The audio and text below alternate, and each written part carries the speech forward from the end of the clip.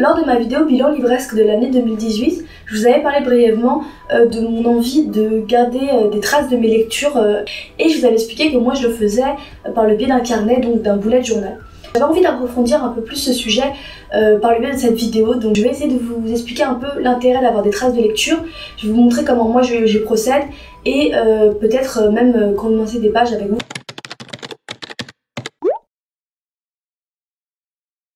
Pourquoi avoir des traces de lecture? Eh bien, j'ai remarqué au fil de mes années de lectrice que j'avais tendance à dévorer, à lire pas mal de choses, mais pourtant je n'en gardais pas forcément un souvenir assez marquant. Il y a des personnes qui lisent et qui ont tendance à relire les livres, du coup forcément ils vont conserver beaucoup plus facilement une trace de ce qu'ils ont lu. Et moi malheureusement je suis partie des personnes qui lit et qui va avoir une mémoire assez obsolète, qui va oublier au fil des années quel livre elle a lu au début de l'année, qu'est-ce qu'elle en a pensé, quel est le nom de l'auteur, quelle était la maison d'édition. Et c'est des choses que j'ai eu envie dont j'ai eu envie de me souvenir, particulièrement quand j'ai commencé ma chaîne YouTube. Premièrement parce que c'est plus facile pour moi, pour mon contenu livresque, d'avoir des souvenirs de ce que je lis, pour vous présenter des remèdes, pour vous proposer des livres si vous m'en demandez, surtout si c'est dans des genres particuliers, si c'est pour des objectifs particuliers, donc c'est assez important pour moi. Pour mes études également, ça peut être intéressant si je dois faire un commentaire de texte, si je dois faire une dissertation, d'avoir des références, d'avoir des citations, ça peut m'aider également dans mon travail intellectuel. Et puis même pour moi particulièrement, de me souvenir d'un auteur, du coup de pouvoir relire des livres du même auteur, de me souvenir d'une maison d'édition, d'avoir un souvenir de ce que j'ai aimé, de ce que je n'ai pas aimé. Ça me permet d'affiner mes goûts en termes de lecture et donc de lire mieux, de lire plus et voilà, d'avoir un impact sur ma personne, sur ce que j'ai lu, ce que j'ai apprécié, etc. Voilà pourquoi c'est important d'avoir des traces de lecture, en tout cas je pense que c'est assez important.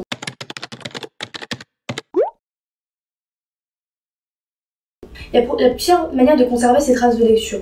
Ça peut être par le biais des réseaux sociaux, donc de vous créer un compte Instagram, un compte Twitter, ou bien un compte Facebook, de prendre en photo les livres que vous avez lus et d'écrire un simple résumé. Ça vous permet voilà, d'exprimer votre avis sur le livre, donc de prolonger la lecture, finalement d'aller plus loin que la lecture, puisque vous faites à votre retour, vous a donné votre patte à celui qui vous a ému ou pas, qui vous a plu ou pas. Il y a aussi le moyen des applications comme Babelio ou certaines autres applications que je connais pas trop, je suis pas trop familière avec ça, mais je vous les insérerai ici. Alors l'intérêt de ces applications, c'est qu'elles sont assez complètes. Vous pouvez trouver le livre, en donner une note, rédiger un avis. Vous pouvez également avoir un tableau avec les différents genres que vous avez lus dans l'année. Vous pouvez insérer votre palle livresque, donc tous les livres dont on vous a parlé, que vous avez découvert sur internet, que votre voisine vous a proposé, que votre ami vous a montré ou que vous avez pu découvrir à la télé, vous pouvez les enregistrer dans cette application. Vous pouvez également avoir des statistiques de ce que vous lisez, de ce que vous ne lisez pas, de si vous avez plus lu l'année dernière ou l'année précédente. C'est une manière d'utiliser la technologie au bien du coup de nos lectures et aussi vous permettre d'avoir tout au même endroit.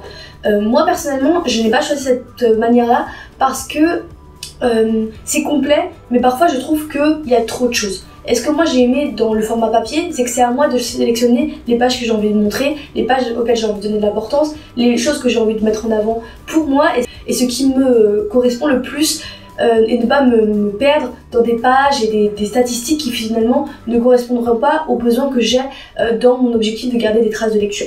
Donc moi mon choix ça a été de faire un bullet journal. Donc ça c'est mon bullet journal de l'année 2019. On peut l'appeler aussi reading journal, ça dépend des personnes. Ce qui vous paraît le plus vous ressembler, c'est le format papier. Alors je vais vous montrer quelques pages pour vous permettre de vous voir ce qui peut être intéressant à mettre dans un bullet, en tout cas ce qui moi m'a paru fondamental.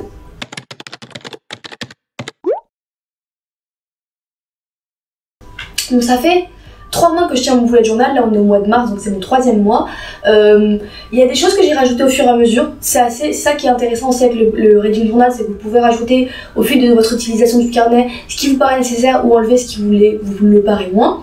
Et j'ai également aussi créé un Pinterest, donc je vous l'afficherai, je le mettrai dans la barre d'infos, dans laquelle j'enregistre mes idées, notamment mes idées de présentation, pour que la chose soit quand même assez visuellement intéressante. Le carnet que j'ai choisi, moi, c'est un Leuchter 1917. C'est le carnet qui était le plus choisi par les personnes qui avaient des bullet journal. Voilà pourquoi j'ai choisi celui-ci.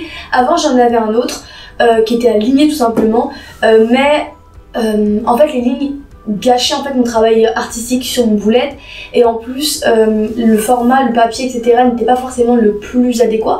Et comme j'ai testé énormément de choses de ce carnet, c'était une sorte de cahier de brouillon, et bien le design ne me ressemblait plus. Voilà pourquoi j'ai acheté un nouveau carnet que j'ai commencé du coup en janvier. La première page, elle commence par Mappal. Donc Mappal, ça me paraissait assez intéressant parce que c'est vrai que j'emmagasine beaucoup de lectures que j'ai envie de lire, notamment via les réseaux sociaux. Donc j'ai des pages archivées sur Instagram par le biais de mon travail, parce que je travaille dans une bibliothèque, donc il y a beaucoup de choses que je vois passer, également par le biais de mes rencontres en librairie ou dans les découvertes de rentrée littéraire, dans les magazines que je lis, dans les vidéos YouTube que je suis. Donc en fait il y a beaucoup d'endroits où je peux récupérer des envies de lecture, et j'avais envie de toutes les rassembler dans mon boulette pour ne pas m'éparpiller. Donc ce que j'ai fait, c'est que j'ai fait une double page sous le système d'une bibliothèque. Donc j'ai tout dessiné à la main, et ensuite à chaque fois à l'intérieur des cases j'écris le titre des livres. J'ai pas cherché à faire une calligraphie particulière pour les titres des livres. Pour moi c'est juste une manière jolie d'enregistrer mes brouillons, mais vous pourriez faire des livres plus grands pour pouvoir écrire de manière assez artistique les livres. Moi c'est un parti pris parce que j'avais pas envie de me prendre trop la tête. Et à chaque fois que je les ai lus, je les colorie, ce qui me permet aussi d'avoir une idée de l'intérêt de Mappal. Est-ce que les livres que je vais lire le plus souvent, ça va être des livres que je vais piocher dans Mappal ou pas? Et est-ce que du coup à la fin de l'année j'ai réussi à atteindre certains objectifs, c'est-à-dire de lire tous les livres de Mappal 2019. J'ai laissé 2 pages blanches pour pouvoir au cas où rajouter une deuxième bibliothèque si jamais envie me prend. Les statistiques de mon année 2019. J'avais pas forcément envie de faire des statistiques chaque mois. J'ai fait d'abord un reading goal, donc c'est-à-dire le nombre de livres que j'ai lus cette année en total. D'ailleurs il faut que je complète parce que j'en suis à 20 actuellement. J'ai décidé de les colorier selon les couleurs de l'arc-en-ciel pour faire un petit truc esthétique, mais vous voyez quand même que la présentation est assez simple, et je suis pas allée plus loin que 100 parce que je voulais pas non plus me mettre une pression. Je trouve que déjà 100 c'est pas mal pour une année complète. Je n'avais pas trop envie de me faire des plans sur la comète, j'ai préféré faire les choses plus simplement. Chaque fois que vous avez lu 5, 10, 15, 20 livres, vous coloriez la case et ça vous permet de voir au bout d'une année combien de livres vous avez lu. Sur la partie droite, donc c'est un peu plus mensuel, puisque j'ai mis tous les mois de l'année avec les livres que j'ai lus, les livres que j'ai achetés, les livres que j'ai empruntés et le total.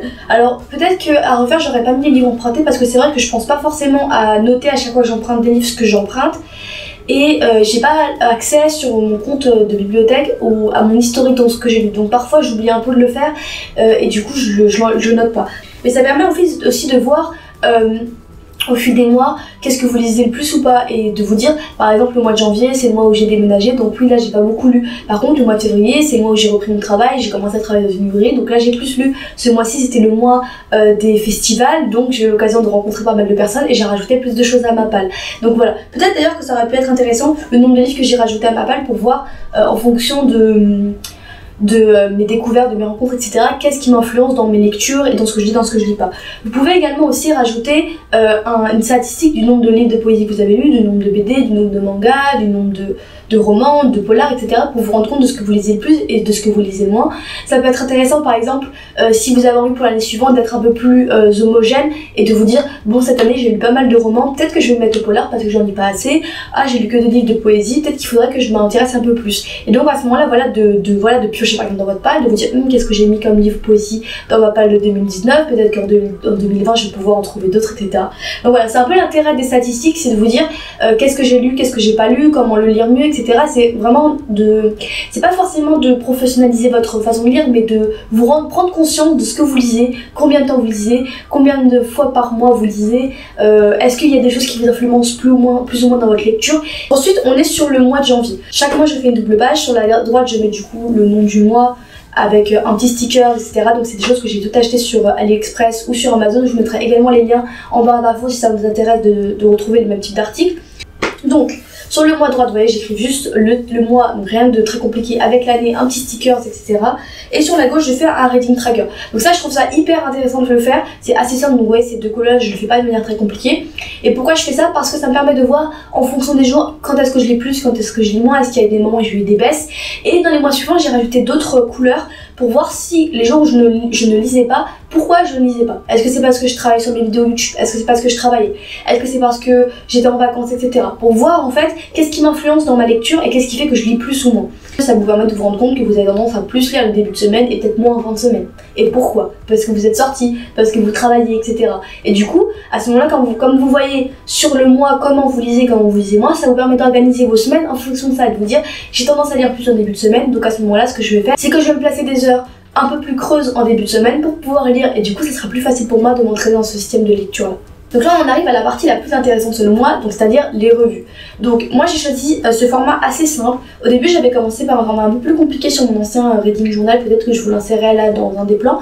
Donc c'est-à-dire que je faisais une double page avec une belle calligraphie pour le titre et je faisais une double page pour les revues. Le problème c'est que ça prend énormément de temps de faire ça et du coup mes lectures s'empilaient sans que j'ai le temps de faire les revues. Secondement, des fois j'ai pas forcément 2 pages de résumé à dire, parfois c'est quelques phrases, parfois c'est rien du tout. Ce que j'ai fait c'est que j'ai décidé de le faire assez simple sous le système de bande que j'empile au fur et à mesure avec le titre, l'auteur, le nombre de pages, quand est-ce que je l'ai commencé, quand est-ce que je l'ai fini, une note finale et un résumé. Peut-être que ce que je pourrais pu rajouter c'est le genre, ce qui peut être assez intéressant, et en dehors de ça voilà, je trouve que c'est assez simple, mais pour moi c'est la manière la plus facile que j'ai trouvé de répertorier mes lectures sans trop me prendre la tête et du coup que ça soit pas une corvée, mais je veux dire que ça ne prenne pas trop de temps de le faire. Donc ça c'est mon mois de février, vous voyez que c'est à peu près la même chose. Là ce que j'ai rajouté mais que j'ai pas fini de faire c'est un book haul pour voir ce que j'achète dans le mois. Je trouve ça assez intéressant de voir si les lectures que j'ai le plus privilégiées c'est les livres que j'ai achetés sur le moment ou pas. Donc là on continue voilà avec les revues. Et vous voyez que là le carnet n'est pas terminé, tout simplement parce que il y a pas mal de livres que j'ai lus, notamment suite à mon challenge lecture de lire pendant 24 heures. Donc il y en a en total 3, 4, 5, 6, 7, il y en a 7, 8 que j'aimerais planifier et j'ai décidé de le faire avec vous pour vous montrer un peu comment je fais mon bullet journal et en même temps de commencer mon mois de mars pour que vous puissiez voir comment je fais mes pages, comment je les organise, etc. Donc toute cette partie-ci, elle va être sur Instagram parce que je fais également des vidéos sur IGTV. Donc si ça vous intéresse, le lien de mon Instagram sera en barre d'infos, comme ça vous pourrez suivre pas à pas comment je fais ma pagination. En ce qui concerne le matériel, pour moi, il n'y a pas beaucoup d'éléments nécessaires.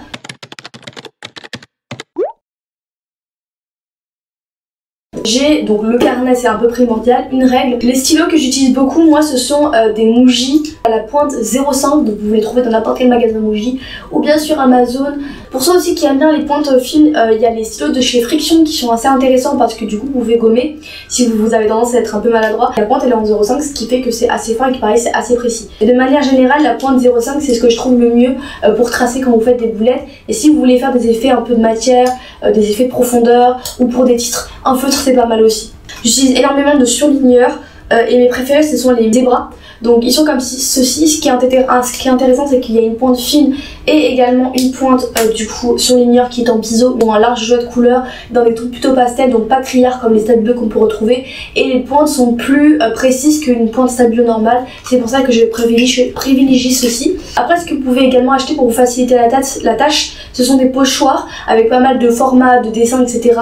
Pour vous aider. C'est des choses pareilles qu'on peut acheter très facilement sur AliExpress ou Amazon. Je vous mettrai les liens en barre d'infos de toute façon. Et également tout ce qui est stickers, post-it, etc. pour comment dirais-je, décorer, agrémenter votre bullet journal, votre reading journal. Également si vous n'avez pas trop dessiné, ce qui est le plus facile et intéressant c'est d'avoir des washi tape, mais tout ça ce sont des accessoires. Le plus simple pour moi c'est d'avoir un stylo et un carnet, tout dépend de comment vous avez envie d'agencer la chose.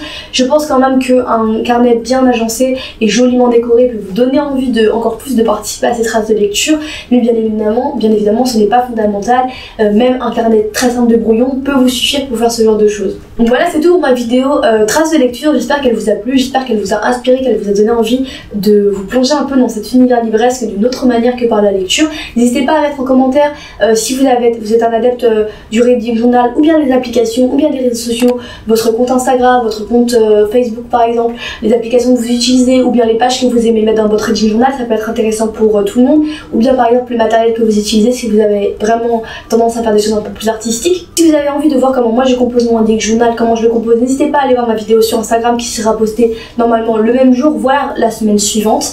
Et en attendant une prochaine vidéo, je vous embrasse. Ciao!